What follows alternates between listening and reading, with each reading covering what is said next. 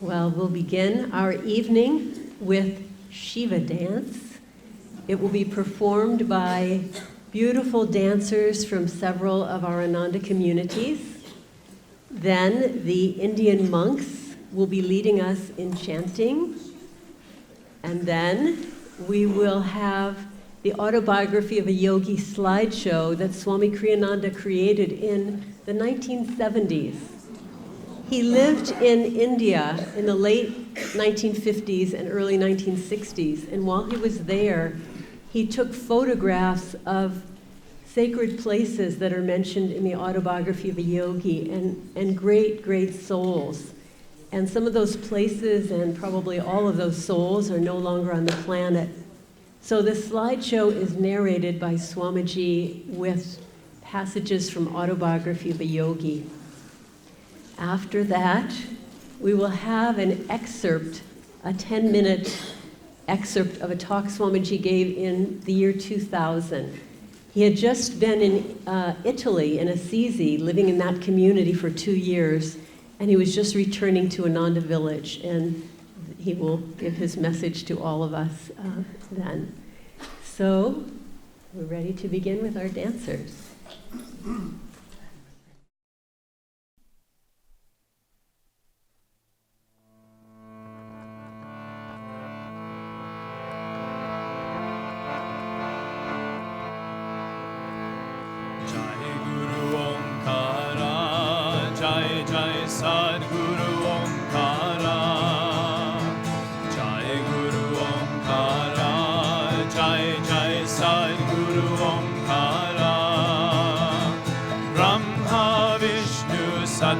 Shivaya, Hara Hara Hara Hara Mahadeva.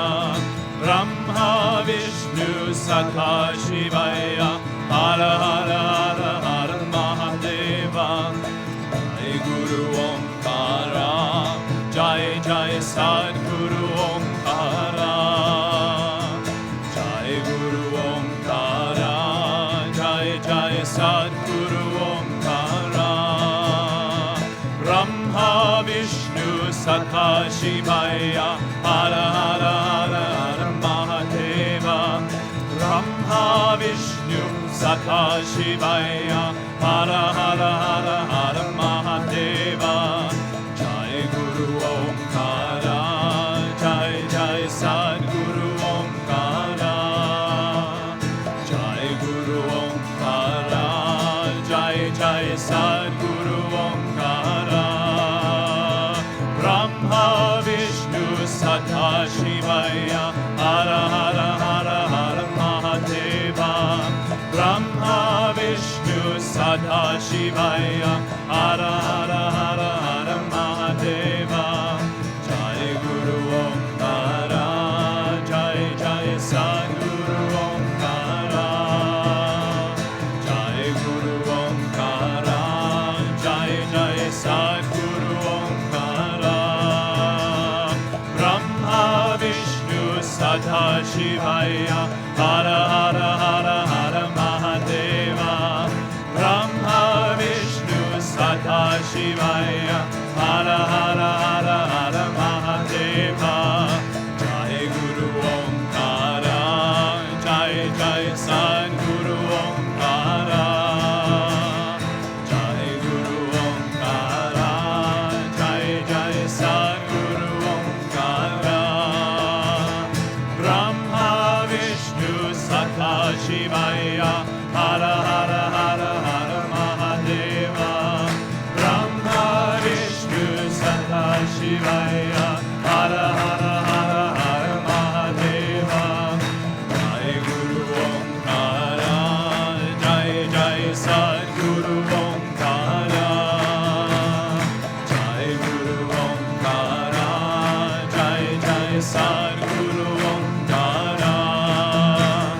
Brahma Vishnu Sakha Shivaya, Hara Hara Hara Hara Mahadeva.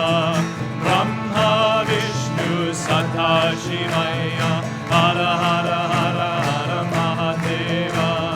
Jai Guru Omkara, Jai Jai Sadguru Omkara. Jai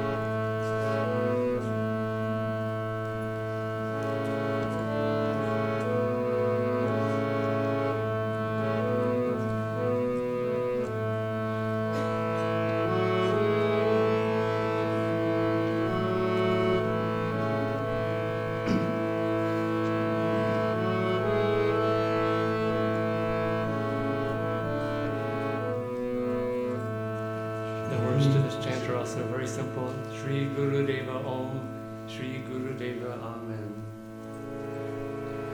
Shri Gurudeva Om, Shri Gurudeva Om, Shri Gurudeva Om, Shri Gurudeva Amen. Shri Gurudeva Om, Shri Gurudeva Shri Gurudeva Om, Shri Gurudeva Amen. Shri Gurudeva Om, Shri Gurudeva Om, Shri Gurudeva Om, Shri Gurudeva Amen. Shri Gurudeva Om, Shri Gurudeva Om, Shri Gurudeva Om, Shri Gurudeva Amen. Shri Gurudeva Om, Shri Gurudeva Om, Shri Gurudeva Om, Shri Gurudeva Amen. Shri Gurudeva Om, Shri Gurudeva Om, Shri Gurudeva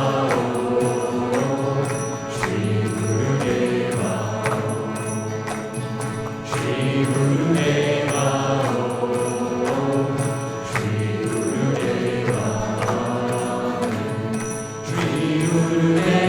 Gurudeva Om, Shri Gurudeva Om, Shri Gurudeva Om, Shri Gurudeva Amen.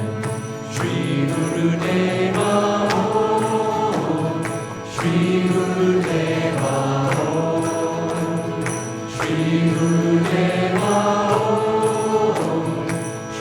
Gurudeva Amen. Shri Gurudeva Om, Shri Gurudeva Om, Shri Gurudeva Om, Shri Gurudeva Amen. Shri Gurudeva Om, Shri Gurudeva Om, Shri Gurudeva Om, Shri Gurudeva Amen. Shri Gurudeva Om, Shri Gurudeva Om, Shri Gurudeva Om, Shri Gurudeva Amen.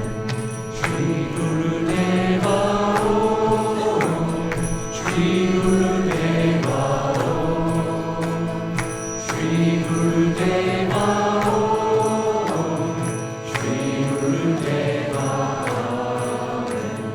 Shri Gurudeva Om, Shri Gurudeva Om, Shri Gurudeva Om, Shri Gurudeva Amen. Shri Gurudeva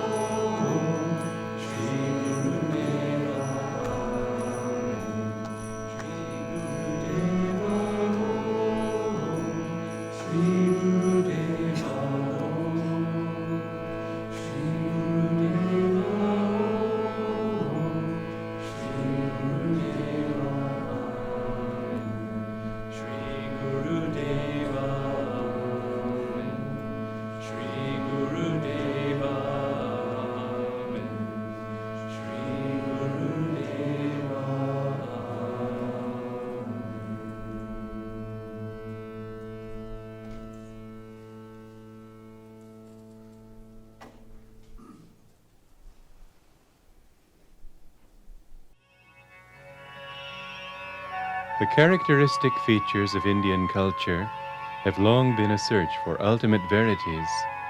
With these words, Paramhansa Yogananda began his timeless classic, Autobiography of a Yogi.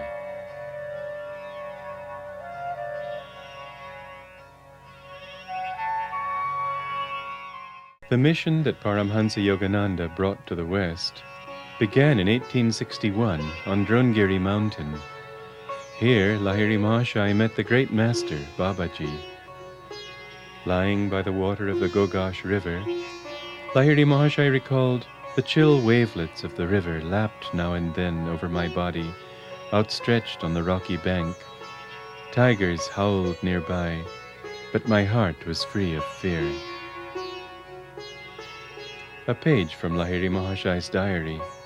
Danapur was where he was stationed when, by Babaji's will, he received a temporary transfer to Raniket. Lahiri Mahashai's sandals, his copy of the Bhagavad Gita, and a photograph of the master and of his saintly son Thinkuri Lahiri. Of Lahiri Mahashai's photograph, Yogananda wrote, "His picture had a surpassing influence over my life. In meditation, I would often see his photographic image emerge from its small frame and, taking a living form, sit before me." Lahiri Mahashai's grandson, Abhoy Charan, and his wife before the seat on which Lahiri Mahashai used to sit in Samadhi, while a constant stream of visitors came and meditated in his presence. An early photograph of Lahiri Mahashai. A page from his journal.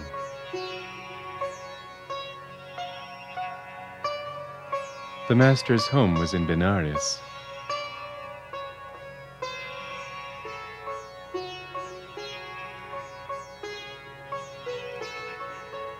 Outside his home, the balcony where he expounded the hidden teachings of the Bhagavad Gita. A statue of Trilanga Swami, a famous contemporary, in the Swami's ashram. Trilanga is reputed to have lived over 300 years. The Sasamed bathing ghat.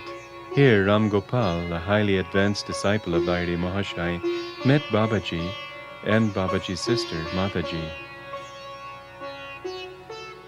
Ram Gopal said the night was bright with moonlight and the glittering stars. After I had sat in patient silence for a while, my attention was drawn to a huge stone slab near my feet. It rose gradually, revealing an underground cave. As the stone became stationary, held up by some unknown means, the draped form of a young and surpassingly lovely woman emerged from the cave and levitated high in the air. Surrounded by a soft halo, she slowly descended in front of me and stood motionless, steeped in ecstasy. Babaji later appeared. It was at this meeting that Ram Gopal heard him promise always to keep his physical body.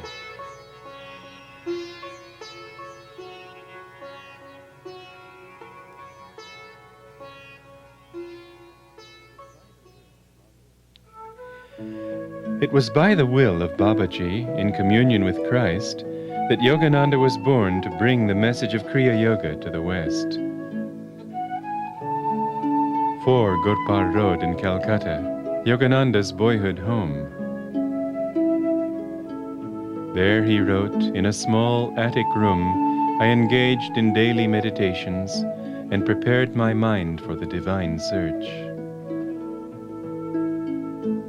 Yogananda's brothers Ananda and family in the kitchen at 4 Gurpar Road. Vishnu, the master's youngest brother, and his family. Vishnu was a famous physical culturist. It is fascinating to see how different aspects of the master's face and personality were manifested in his various relatives. Tamu, Yogananda's youngest sister, is on the left. Right is Bodhi, the wife of his oldest brother, Ananta, seated with the Miss Dayamata, president of Self-Realization Fellowship. During his boyhood, Mukunda, Yogananda's boyhood name, visited many saints. This is the home of Bhaduri Mahashai, the levitating saint. Bhaduri Mahashai's bed. The saint turned aside praise for having renounced great family wealth for God. The short-sighted worldly folk, he said, are verily the real renunciates. They relinquish an unparalleled divine possession for a poor handful of earthly toys. Mukunda worshipped God in the aspect of Kali, a name for the Divine Mother of the universe, personified in this clay statue. 50 Amherst Street, home of Master Mahashai, the blissful devotee, through whose intercession the young boy, Mukunda, was blessed with words of divine reassurance by the Cosmic Mother. Always have I loved thee, ever shall I love thee. This house, Yogananda wrote, now the residence of Master Mahashai, had once been my family home, the scene of my mother's death, hallowed walls, silent witness of my grievous hurts and final healing. A library that Yogananda founded when still a boy, collecting donations of books from many sources. The library is still going. The Mahamandal Hermitage in Benares, where Mukunda went after graduation from high school. The ashram members, wrote Yogananda, knowing little of meditation practices, thought I should employ my whole time in organizational duties. Don't try to find God so soon, one of them ridiculed.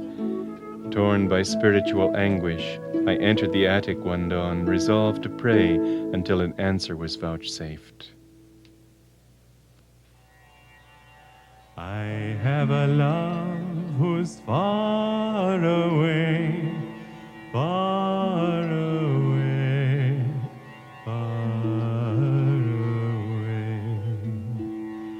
I have a love who's far away, farther away than the stars. Mother, you've stolen my heart away, heart away, heart away.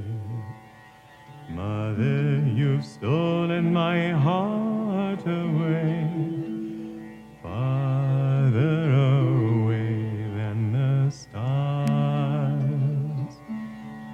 Keep me not bound here, teach me to fly far from earth's madness, free ere I die. Keep me not bound, Ma, teach me to fly farther away than the stars. There's nothing here nearly so dear, nearly so dear, nearly so dear. Mother, I know your love's ever near, though farther away than the stars. Suddenly I felt lifted as though bodily to a sphere uncircumscribed. Thy Master cometh today. A divine, womanly voice came from everywhere and nowhere. Here is the so-called narrow, inconspicuous lane where Mukunda met his guru, Swami Sri Yukteswar. A Christ-like man in the ochre robes of a Swami stood motionless at the end of the lane. "Oh, my own, you have come to me." My guru uttered the words again and again in Bengali, his voice tremulous with joy. "How many years I have waited for you." The home of Sri Yukteswar's mother, where he was staying at the time of that meeting. Jitendra, as a boy, left the Mahamandal Hermitage with Mukunda. He was the friend who accompanied Mukunda on the test immortalized in the chapter Two Penniless Boys in Vrindavan. The ruins of Sri Yukteswar's hermitage in Serampore. Raighat Lane, down which Sri Yukteswar would walk from his hermitage to the Ganges. Raighat itself, where the lane emerges. The banyan tree at Raighat, Sri Yukteswar told Yogananda, as I passed beyond the sight of the large banyan tree near the riverbank, a strong impulse urged me to look back. There, under the shade of the banyan, and surrounded by a few disciples, sat the great Babaji.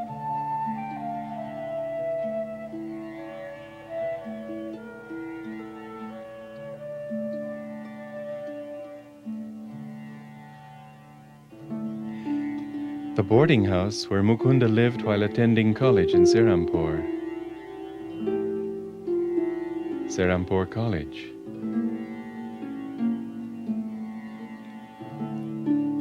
Mukunda went in search of Ram Gopal, the sleepless saint. Only a krosha, 2 miles, people told him. The walk took him all day through endless paddy fields. Tarakeshwar temple, where Mukunda went after his visit to Ram Gopal. The round stone inside the temple enlarged before my inner vision until it became the cosmical spheres, ring within ring, zone after zone, all dowered with divinity.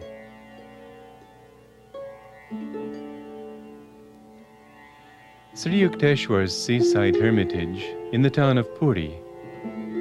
Built by Master and his disciples, Yogananda wrote, the cheerful little 2-storied retreat fronts on the Bay of Bengal.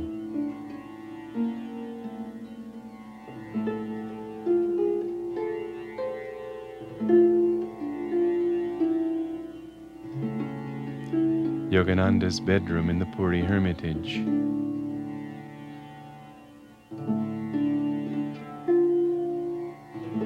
Since those days, new houses have been built that partly obscure the view. One thinks of the venerable Guru going out on the beach, and one remembers the time he went out with the young boys and lined them up in a row, telling them to march in step as he chanted, "Boys go to and fro in a pretty little row." Boys go to and fro in a pretty little row.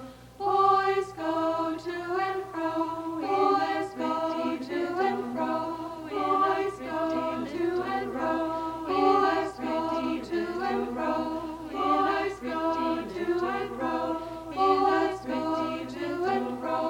Boys go to and fro in a pretty little row. Boys go to and fro. Boys go to and fro. Boys go to and fro in a pretty little row. In a pretty little row. The Samadhi Mandir, where Sri Yukteswar is buried, in the distance can be seen the famous Jagannath temple of Puri. Inside Sri Yukteswar's Samadhi Mandir,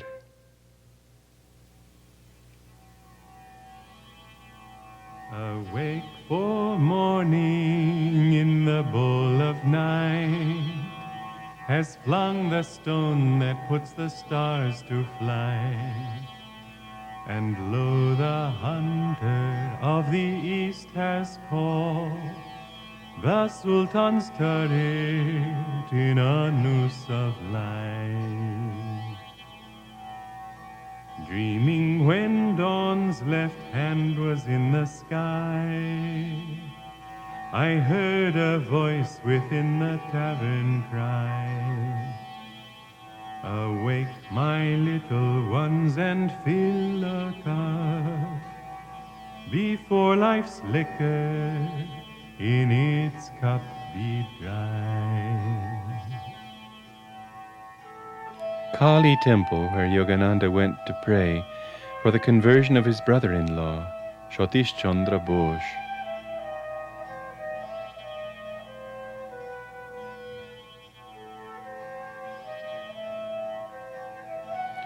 Here the great saint Sri Ramakrishna lived and worshipped, attaining the highest samadhi beneath this tree.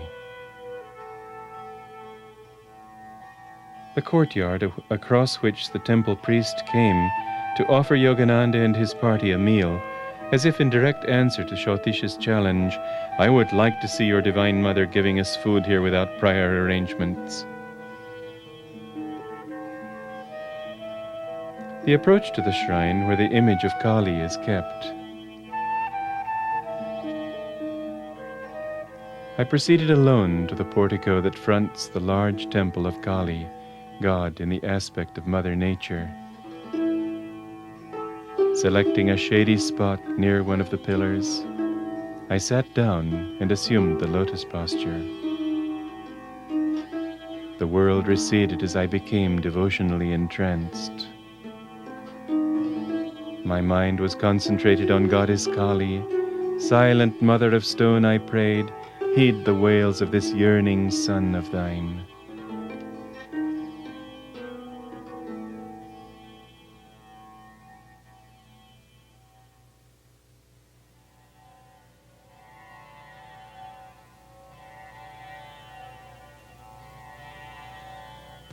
All your children, Mother, call you, knowing not it's you they call.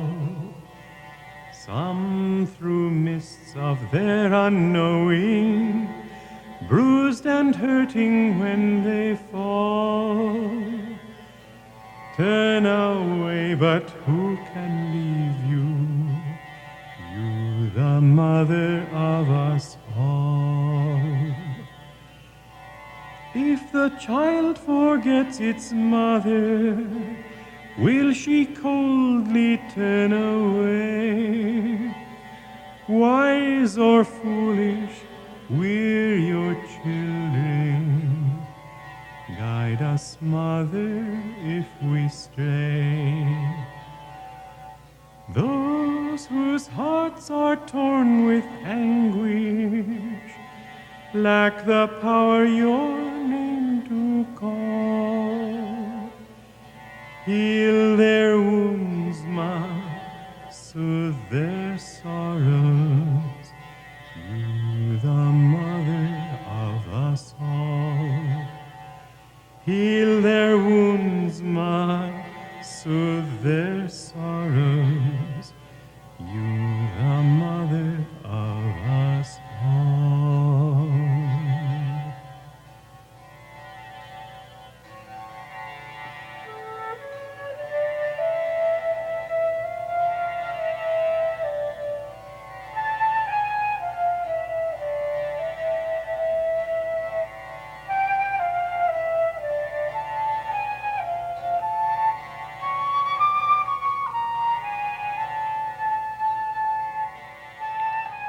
Master went with Sri Yukteswar to Kashmir. There in Srinagar they saw this temple dedicated many centuries ago by the great Swami Shankaracharya. Seeing the temple, Yogananda fell into an ecstatic trance. A vision appeared, he wrote, of a hilltop mansion in a distant land. Years later, this building was to become the headquarters of his worldwide mission. Many were the centers the great master was to found, and many the disciples he awakened in God during his 32 years in America.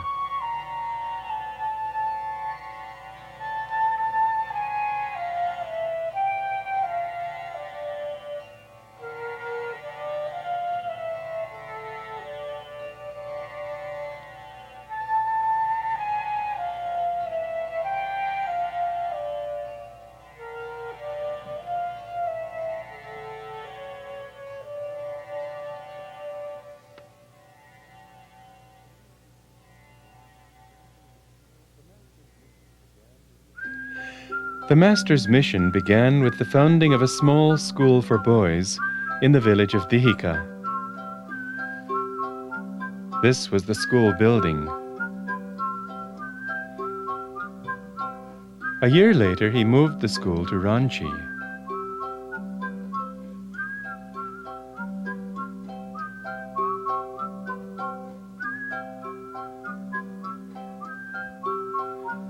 Following the educational ideals of the ancient rishis, Yogananda wrote, I arranged that most of the class instruction be given out of doors.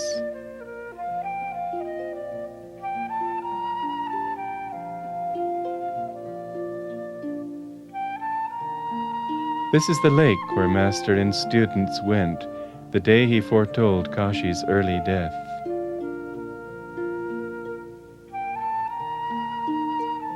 Serpentine Lane, where Master discovered that Kashi was to be reborn. The former storeroom where Yogananda saw in vision a panorama of Western faces. God was calling him to begin his mission to the West. We see here the building being dedicated as a permanent shrine. The Master's bedroom at 4 Gurpar Road, where Babaji came to him to bestow his blessings on the young missionary's voyage to the West.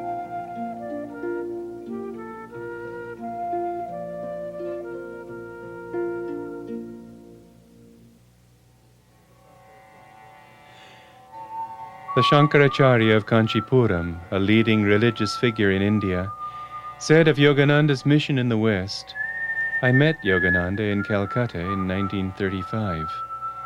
I have been following his activities in America ever since. As a bright light shining in the midst of darkness, so was Yogananda's presence in this world." Such a great soul comes on earth only rarely when there is a real need among men.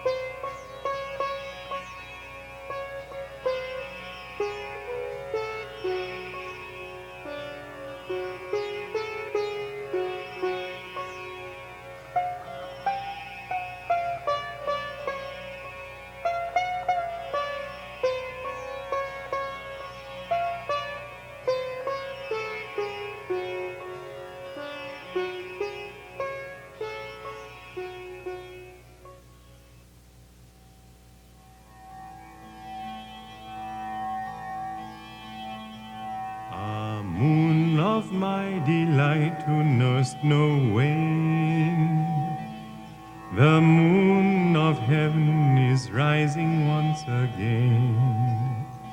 How oft hereafter rising shall she look through this same garden after me in vain.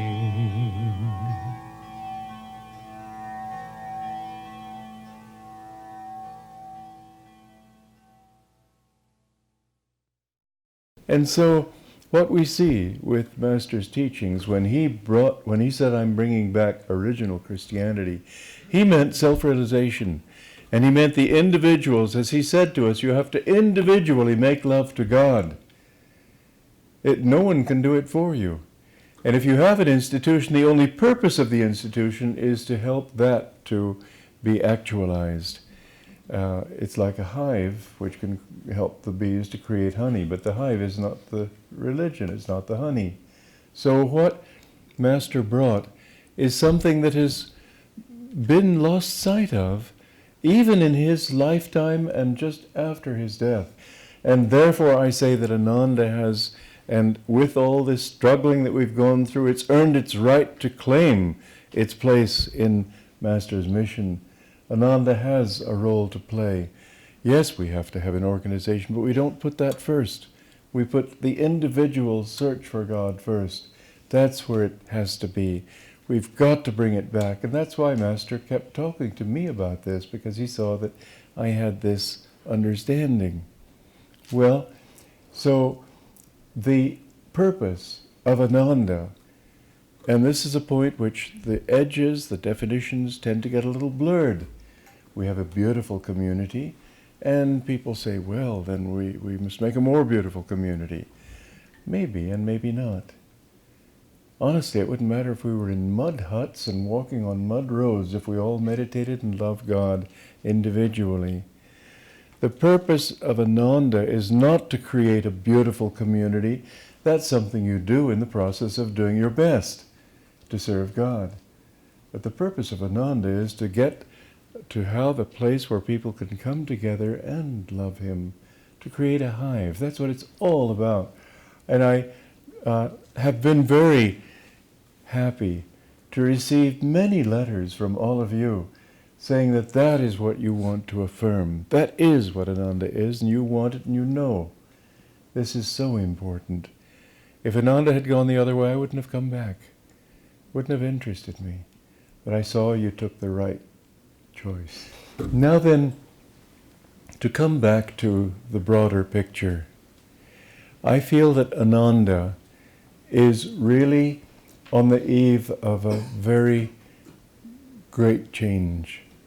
I think that it's become, and you know that we've been through different tests, quite severe tests. All of them, however, have been to sort of discipline us in the direction that we're supposed to go.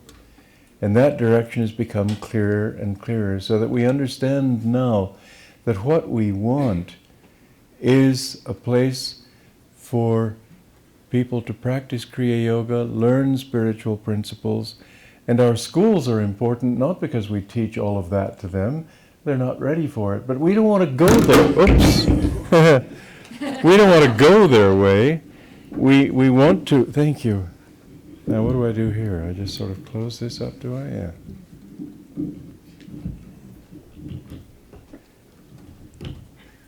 There was a panel discussion at India Center in Hollywood many years ago, and some speaker was very agitated and emotional and so on. At one point he went like this and knocked a glass over, and at that point I put my glasses on.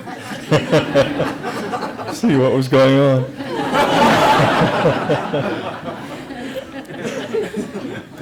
If we can bring those teachings, we're here for a purpose. We're not here. Incidentally, the social good that will come from communities is great. Incidentally, the social good that will come from the writings and the teachings that we have, teaching people about leadership, teaching people about education, teaching people about so many different subjects. All this is very valid and very important. But don't lose sight of what it's really all about. Why Master came here was because it has devotion and it has practicality. He used to say that in the future, the world will be led by India and America working together. India bringing out the practical side of religion, America bringing out the religious side of material practicality. And uniting practicality and the spirituality is going to be the consciousness of the future. You all have a very important role to play. I'm not going to be around all that long. I'm not yet at the watching stage, but I know it's not going to be all that long. And I really rather delight in that thought. But many of you are young, some of you are children, and what a wonderful thing it will be to see, and it has been in my lifetime too, to see this gradual upsurge of interest in yoga and meditation and practical religion by having actual contact with God. All of this has been a part of the scene, is becoming more and more so. You have a mission. It is not just creating a beautiful community. What we need to do is help people, and I do believe very, very seriously that we're headed for a Great Depression. At that time, people who now don't seem to be at all interested will be very interested. I think we'll have a mission then, not necessarily to make other Ananda communities. I like this idea of being autonomous, so that we don't have to have some central board of directors telling everybody what to do. I'm pretty sick of that consciousness. But to have communities where people love God and serve God, I think there are going to be a lot of different kinds of communities that won't be necessarily even masters. Even so, Master, you might say, is sort of the patron saint of communities, because it was his power behind it. I am sowing thy thoughts in the ether, and my words shall not die. I was with him when he spoke like that. It was so stirring. I vowed in my soul that I would do what I could to bring this ideal of his to fruition. And thank God you all are a part of that fruition. But it's only the beginning. And many people will be drawn, they won't necessarily be drawn to us, but we'll be able to inspire them to do their thing, but to do it even in a simple way of living closer to people, having meaningful friendships, having people who they may be Presbyterians or Catholics. It doesn't matter. Truth is truth. You can't give a name to it. But if we can help them to seek themselves on a deeper and deeper level, I think that communities can be a great thing. And it's very important that it not degenerate into just a sociological experiment. It has to have an ideal. Otherwise, it'll be there for a while and then sort of fall apart. But this ideal, I think, is going to change this country. I think 100 years from now, people will look back and say, this is the most important thing that was going on. Important because it was what gave Americans a sense of direction and purpose. You have a mission. Don't think that your mission is to build yourselves a nice little home and have a nice little family. We've been through that, and I think most of us understand this now. That yes, we want to do this, but for God, not for us. Those people who have been happiest at Ananda are those who don't think of themselves, but think, what can I give? How can I serve? How can I help other people? Those who think first, well, what about me? How can I find my security? What's in it for me? They never find what they're looking for. But I see shining faces here, and I know that that shine doesn't come from thinking that way. Therefore, I have to say, coming back from Italy and seeing this solidification of a generous and devoted and self-giving attitude is, to me, the greatest thing. Jan Shapiro asked me yesterday, what can we do for you? I said, the thing you can do for me more than anything else is let me see you shining with God's love. That's what it's all about. Nothing else matters. But to love God, when I see you happy in God, that's the only fulfillment that means anything to me, the thought that I am this creator of the most successful community and writer of all these books and so on. I think that's trash compared to what we're really trying to do.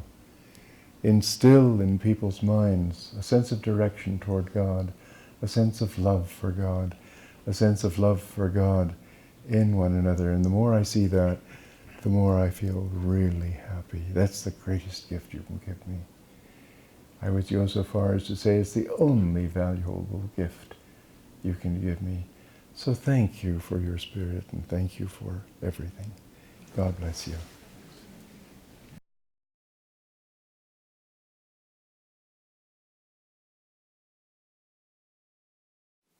Let's just take a few moments and close our eyes.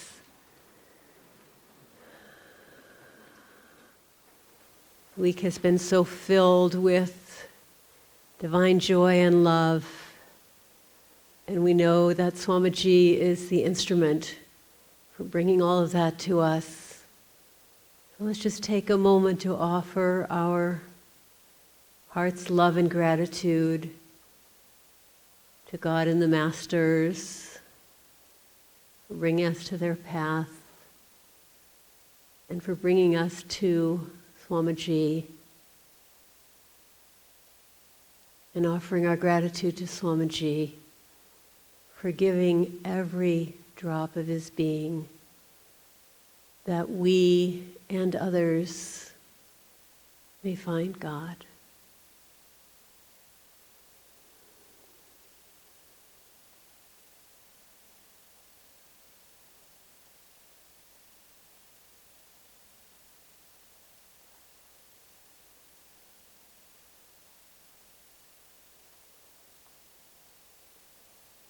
close with a prayer. Heavenly Father, Divine Mother, friend, beloved God, Jesus Christ, Babaji Krishna, Lahiri Mahashaya, Swami Sri Yukteswar, beloved Guru, Brahmansi Yogananda, saints of all religions, beloved friend and guide, Swamiji, we bow before thee all with the deepest love and gratitude. Awaken within us the realization of our unity in thee, of our unity with each other, and use us as thy instruments to bring love and joy to everyone we meet. Om. Peace. Amen.